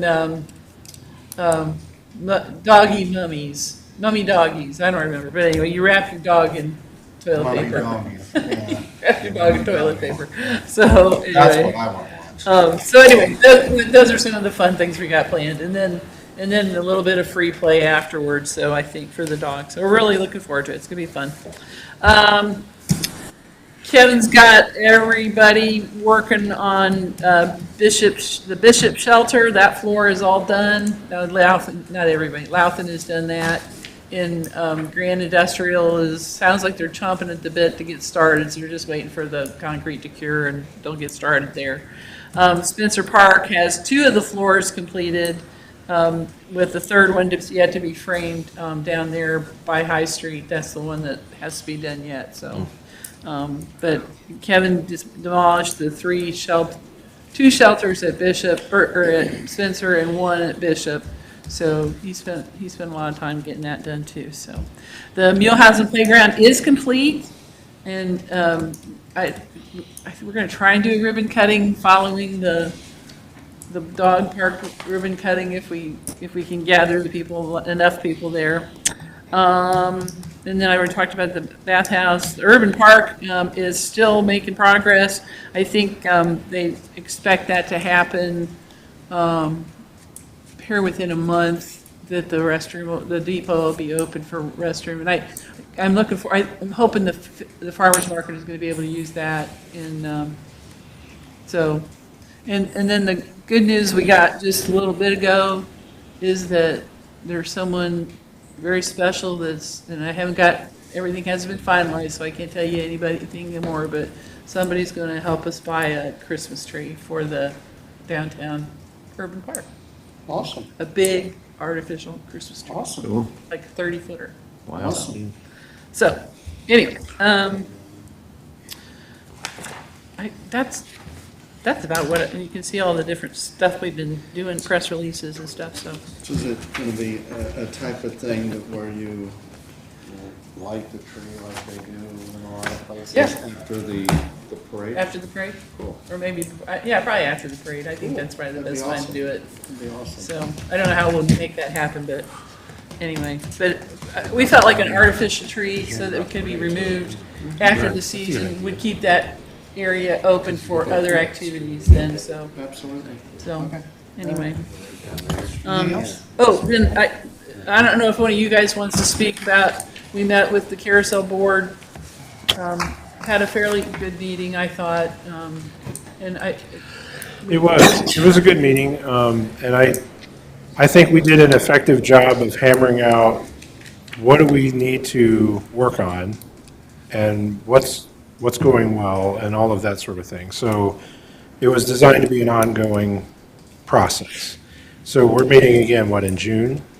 Or did we talk about June we maybe? didn't figure that part out yet. Okay. So I'm gonna do another doodle poll or Just something. to kind of look at what we have envisioned with the master plan for Riverside Park, how that can affect the carousel. And anywhere there's an overlap there is just, we kind of worked on what are those areas and how do we, are we okay with what's going on? What do we need to do to help each other out with that? So that, it was good. I thought it was a good meeting and definitely warmed a little bit than what it had been. Because the meeting we had like a year ago, I thought was, I would call that on the chilly side. And so I think it was it was a positive thing. That's just my opinion. I agree. There's I think what we're able to do is help present some of the opportunity down there because, I mean, it's no secret that you got the event center there. There's some other businesses that are interested in that having a corridor between there and 6th Street where all kind of stuff could happen. And, as I keep pitching, I've been to a lot of weddings where you sit there for an hour and a half waiting for them to take pictures of the bride and groom. You could be at the event center and be moved down to the carousel, have a little fun there and come back, and they'd still be done before they got back. So I just think they need to see, it's kind of interesting when we met with them, just kind of the way they see things. They see they got historic horses and things like that. And so in some cases, they don't want to have people sitting on them because they might, wear them down, but it's still a carousel. So I think they're kind of drawn between, we have to keep this is something unique in the whole world, so we got to protect it and keep it good. Well, that's a museum. And then you got the idea of having a carousel, which has got a million kids on there and enjoy it and that kind of stuff. So I think it's I thought that they seemed open to what's going to happen, and it really is. I mean, it is the foundation of Riverside Park, and I think so much can happen down there with where we're heading. Do you think their change of heart is because of the event center? That they're now feeling like that they're kind of forced into being more open to working because we all know before the event center, it was like walking into a freezer with those people. I think it was Jason's charm. I think that's what it was. No, I'm not I don't know saying that it was charm, but there would be one person at Logansport Landmarks that would say he doesn't have much charm. I don't know if it was the event center or if it was just the fact that one or two of them came up after and just appreciated that we were involving them. They felt, That's what it is. They felt like, I guess they felt like they had been overlooked before, the recent times, but the one specifically said, I'm just really happy that you guys are even talking to us about wanting our opinions and working with us on this. So I don't know. That's I think. Well, but my take to that is, 2 years ago, you and I went down there? And they said the same thing. You're not including us. Mm-hmm. We told them we would have monthly meetings with them. You invite us to your meetings. You can come to a Parks Board meeting. They're open to the public. and they wanted nothing to do with that. So I have a problem when the same people on the board say that. I just do. I mean, we opened that door 2 years ago. Jan and I did. Yeah. And It might have just taken a while for them to walk through it. I mean, I Well, don't. That, the one thing I got out of it, and I won't belabor, but I thought that it was important for all of us to hear clearly their concern about the maintenance of that structure. I felt like, Absolutely. I thought they had a good point to that, there's so many hours that can operate without, until something starts breaking down. And I'm sure that's true. So, I guess one of the things I'm hoping will happen is that they'll figure out, maybe they don't need to be open every night, every summer, every week in the summertime. And then save those hours for Sundays later in the year. If we could come up with every Sunday afternoon instead of that, maybe that would be a better way to do that. So, but. Well, I think they should, I think they should drive their schedule to any big event that's happening at the event center. Yeah, You I think they you need- said it. yeah, yeah. I mean, you said it. And he said it to them. Yeah. And that's what sparked the whole argument about, we can't just have 1 million people a day, they'll break everything. And you're I right, get there that. is some legitimacy to I it. understand that. But yeah, I think there's just better ways to do it. Just some tweaks of the schedule Yeah. would fix a lot of I think that would help a lot. public relations with the community on, tired of going to the carousel and it's closed. So I think if they would just tweak that, Yeah. it really would go a long way. They wouldn't have to do a whole lot else. Al, shut up. It's our staff's turn. Kara, come on up.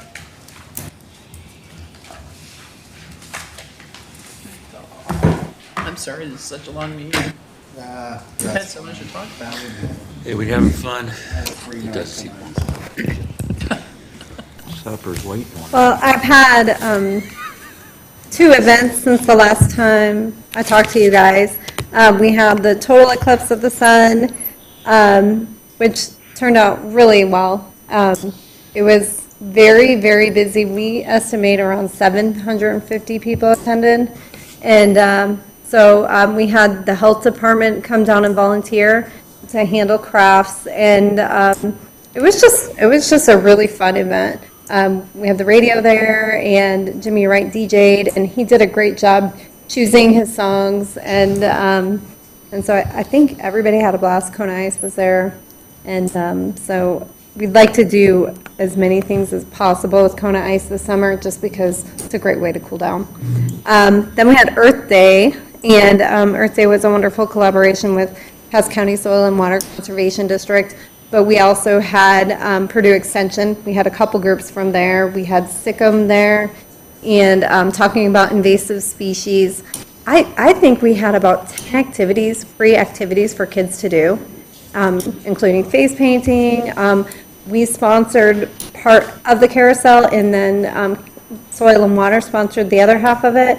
And so it was just a really great free event for the community, and we think that about 250 people attended. And so it's kind of hard for us to tell when people, when the events are free. It's for us to get an exact number, so it's kind of guesstimates. And we've been working hard to prepare for Daddy-Daughter Dance, which is tomorrow night. And so we closed registration Thursday night. We've had a lot of people who still wanted to register, but we have to order food and, and cut people off at a certain point. But we have the performing princesses coming. We have a DJ. Lindsay Miller's our photographer. And so I think it's going to be a ton of fun. And in this time, we've also interviewed and hired 2 people. One is a summer recreation assistant, and one is a seasonal sports assistant. And so we're hoping to start 4 new programs this summer, including art, drop-in sports, a walking club, and hopefully a volunteer club as well. And so we are busy. And we need more help, so, you know, if you know somebody that's looking for a job, I got some kids. we're, We are not hiring your kids, Ammon, although as soon as they're old enough, I will hire them because they love parks just they're as much little as I do. small, no, you're, older kids, maybe. Maybe the volunteer ranger program. You guys have questions? Well, thank you. Thank you. Kevin, I know you had a busy day today. Nothing out of the norm.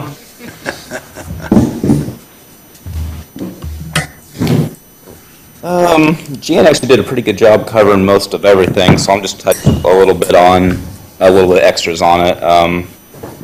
Lower Spencer, you know, it's back open or accessible. We are still working with Savage or Power to get power back into the building, lighting, that kind of situation.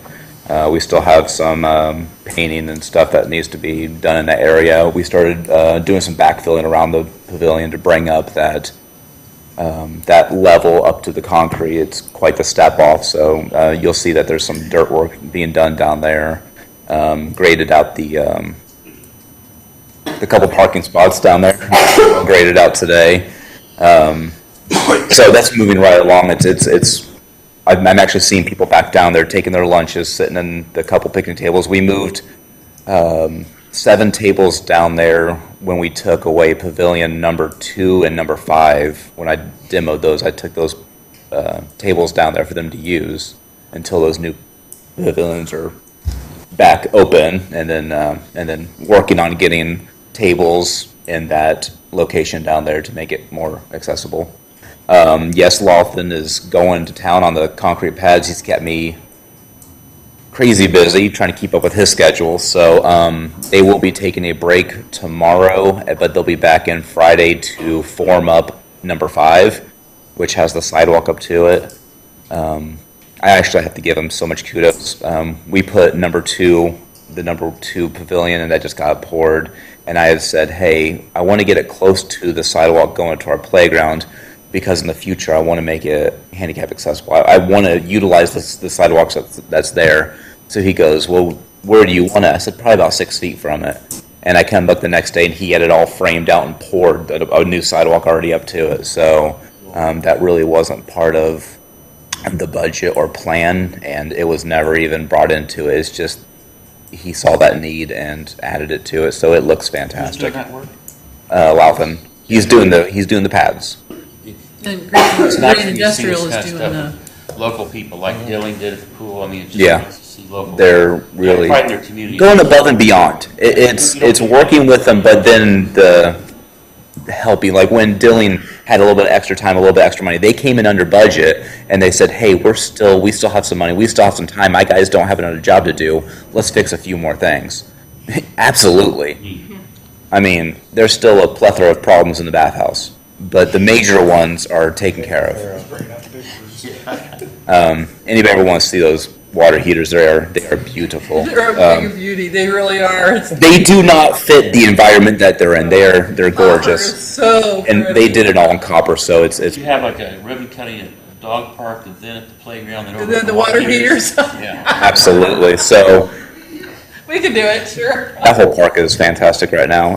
Again, pavilions are going to be Grand Industrial. I have those sitting back at the shop right now. I have to get them separated into the different ones accordingly.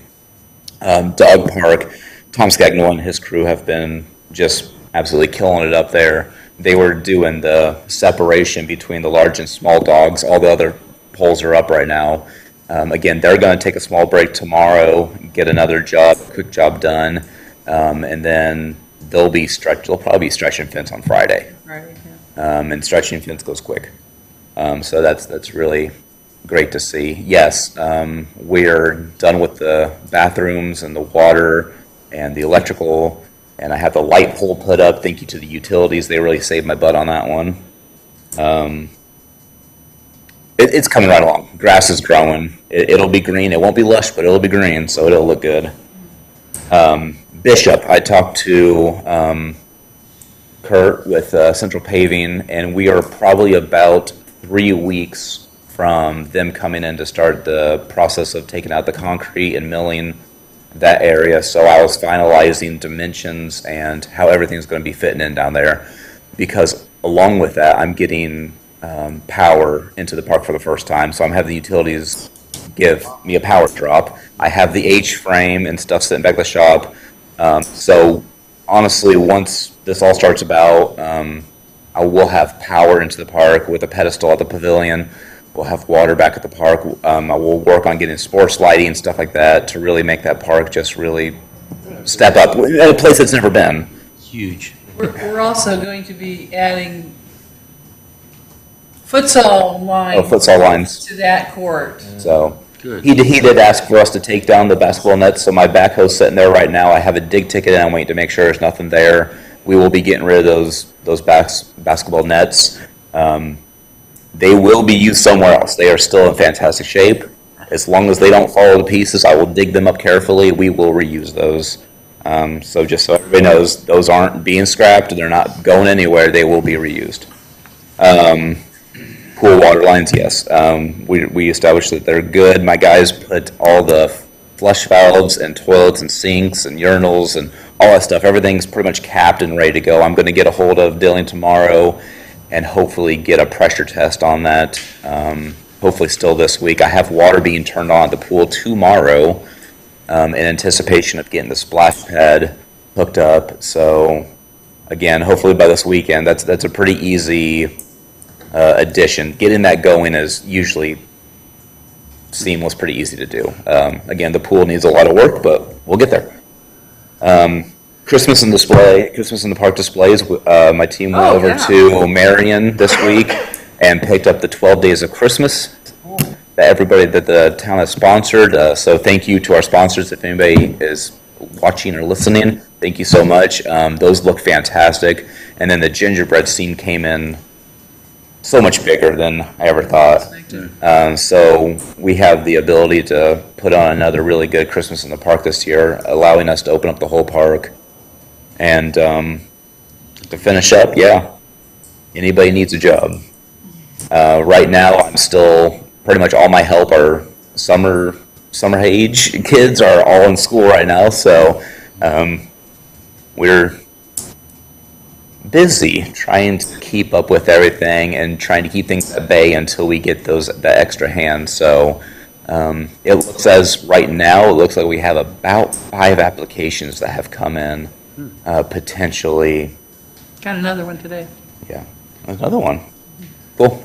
So 6. So hopefully that should fill out the work there and really start whipping things up into shape, because we've been really busy trying to keep the norm, keeping things mowed, keeping vandalism at bay, keeping parks picked up, keeping bathrooms clean takes a lot, plus all the building a playground and being in with all this stuff. So Mother Nature froze you a curveball last night. and then we have a fantastic. Well, Spencer wanted to bust another water line, so we have a aging infrastructure there. So we lost a tree. Oh, that's where. So it's never short of what's happening today. So I asked for patience as you see the parks. There's a little bit of weeds here and there. Those will be taken care of very shortly. So. Speaking of weeds, has Kayla said anything about when we're going to start our park? Oh, we were supposed to do that a couple weeks ago. And honestly, I think we were also to the volunteer work day. Yeah, very much. Yeah. Very much. Okay. So. All right. So. Well, thank you. Thank you. Dean, you got anything else to add? Oh, I got a bunch of golf course. I know everybody's ready to go home, so. Sam says he's got supper. Yeah, I about passed out due to hunger. No. I'll go quickly here, just a couple notes left. One, the cart paths, just to touch base, talking with Kurt, everything's planned for late summer, early fall. So if anybody asks, it's a very popular question. We try to get it out there at the golf course as much as we can, but that's coming late summer, early fall, and it's on Central Paving schedule. The barn was approved, the cold storage barn for the maintenance area for Board of Works for now. Shepler's ready to go 3 weeks ago, but we weren't ready, so now we're waiting on them, but that's going. Still got a lot of things up in the air with equipment, still trying to get equipment that we've ordered a year ago, and stuff that really was on our schedule from 2 years ago, just because you couldn't get it. Along with the pump house, we've talked about that, that's in the CIP, that's trying to figure out that with, if we're able to go with wells or do something, so. And along with the grass being on steroids right now, everybody that mows their yard, or should mow it every 3 days. But, so you know how it is. Echo Kevin's sentiments about help and it's coming, and I can't get here, I don't have my kids home anymore, so that really sucks. That makes a big difference. Yeah, I knew what they were doing, and I've got one of them to work a little bit this week, But we have outings. We've already had a couple outings. We had our outing this past month, along with last weekend. We had a really nice outing with from Kokomo, the Haynes International. Cool. 40 players. Always a great outing. We have the Chamber, Berry Boosters, Boys Sectionals coming up, along with our second year of our men's league that we've had. Last year we had 18 two-man teams. This year we have 24 two-man teams. Monday night it was very well received. And I think 24 is probably our max number, but we'll see. County tournament coming up. Probably more stuff. I'm good. Everybody good? Hospital's a little earlier this year than it usually is. Hospital is June 12th this year, I think it is. Usually the 19th, but that's Juneteenth, so they didn't want to do it on a holiday. So, They celebrate Juneteenth. no, yeah, the banks do and Oh, do places they? do, so it's actually a We holiday. haven't got that far here. So, a lot of places are closed, so they didn't want to do it on the same, same day. Businesses were closed. All right. All right? Thanks, sir. Visitors' comments. Susie, you're the only visitor we have left. I don't have any comments. No comment. Everybody else deserted us. Board member comments. Eamon? No comment. Mike? Nope. Jason? Are we going to make any announcement on the pavilion being reopened or soft Well, open? Or we actually, decide? I've got I was trying to get a certificate of substantial completion before I announced it. So I just wondered. I haven't got that, partly because I was concerned that since we still have some work and we're probably going to have Shepler do the change order, is it substantially complete? The contract is substantially complete, certainly right now. So, yeah, I guess. I just got to get that certificate and get it signed and by the building commissioner. So, That's all I appreciate got. that. Sam? No comment. As usual, I want to thank Jan, Kelly, Kara, Kevin, Dean for your hard work. I am glad that we are a week away from the 5+ years of discussing a dog park in this town. I'm looking forward to putting that folder away. I am too. And I'm looking forward to just seeing it. I mean, it seems like it's been an eternity. I'm glad we got the Spencer Lower Pavilion taken care of, and we just keep striding along. So I'm looking forward to working with the school corporation on the tennis courts and the pickleball courts. That sounds really exciting. So a lot of good things happening. So with that being said, we are adjourned at 7:24.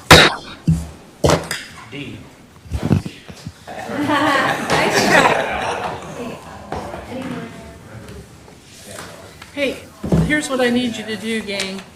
Oh, we have to sign anything? Yeah. You gotta sign stuff Yeah. before you go. Okay. I'm just gonna have you sign these ones that were in my book, Okay, okay. okay? go ahead and schedule us a Parks Committee meeting on the 20th. Parks Committee, yeah, Parks Committee meeting on the 20th. yeah. And then Okay, well, I think we need to address the OT RFP thing, and then the thing that we just did, or the clubhouse manager position. And- No. You wanna share, or you can send them to me, or, yeah, whatever. My computer is not cooperating, so you have time. Number 15 doesn't make any sense. So we just changed that, those words. This is supposed to say email, and this is supposed to say manager. See that? Oh, it's not spelled right. Yeah, and that's Okay. supposed to be Email, email. yeah. And then this, on number 15, the sentence just doesn't make any sense. So we just need,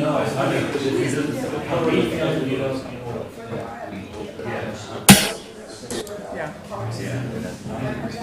It's messing up again, it doesn't want to stop. Signature, autograph, right. I think, well, and I don't have the official word from the DNR before, to pass on the master plan to the council yet, and I want to give everybody a copy of that. So it might be June, or the July meeting. Salmon before the patties, council. fried potatoes, and going right to B&K tonight. my favorite meal. I love salmon patties, but I hate the way they make the house smell. Well, I'm not, except that I want to be sure the Yeah. council all has that option to get a printed version or a, or digital, you know. I mean, because you can get it digitally on our website, easy peasy, it's right there right now, so. I was kind of disgusted, well, not disgusted, just. Another one here.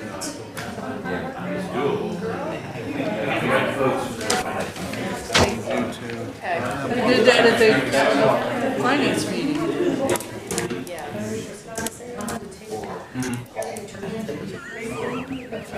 No, yeah, it was, Maybe, there's a pen, Ellie. I don't want to take all of that. yeah. He was here that night, that we talked about it. Yeah, It's okay. you know, it was kind of frustrating, yeah.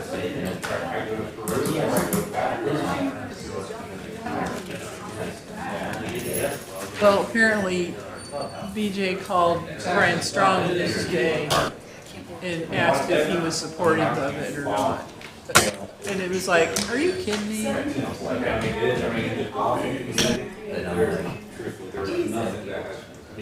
Well, I don't know what he's got. He questioned me the first month, or maybe it was during, while he was on the Board of Works, but he was like, why do you have so many, utility charges? Because he finally saw, we have 50 different bills and utilities for the 20 parks we have. And it's like, well, do you want us to, you know, we have to pay those just like you do at home. So.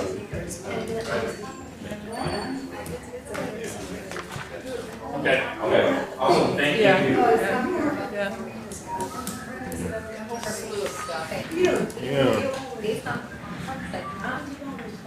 Oh, Eamon signed. Whatever they want, yeah. You're the only one. Now, wait a minute, you're gonna mess up the stack. Oh, that's all right. I don't know why he was here tonight, except maybe to support, TJ. Oh, he didn't know him? Oh. Well, it's okay for him to be there, you know, he needs to be, I know, Oh, but he absolutely. needs to be here to, Absolutely. he needs to listen to what's going Well, on. I'm sure. I'm sure he was. Oh, yeah. Yeah. Well, here's what happened yesterday. Yeah, you'll like You'll this. love this. I I get, well, actually, it started Monday. The Mrs. police chief McQuiston. calls me, he says, I Oh, hear no. there's supposed to be a Oh, Nation Sonny. Festival at Yeah, Riverside Sonny Miller. Park for 5,000 people, the 17th, 18th, and 19th of May.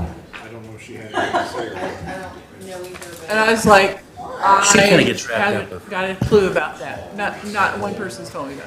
And I called Yeah, you try to- All you probably ask Saints, her to I come here and see called if we the didn't Good Shepherd Church that back had off Haitian Spencer people Park. there. I called, I talked to Zach Smarza.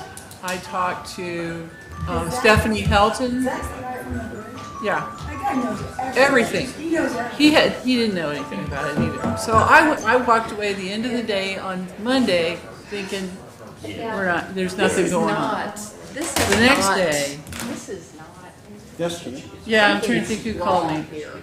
it was the guy. Well, it was the guy from, this Haitian Couldn't guy. understand him. Yeah, I couldn't understand. He was the one that wanted the stage a month ago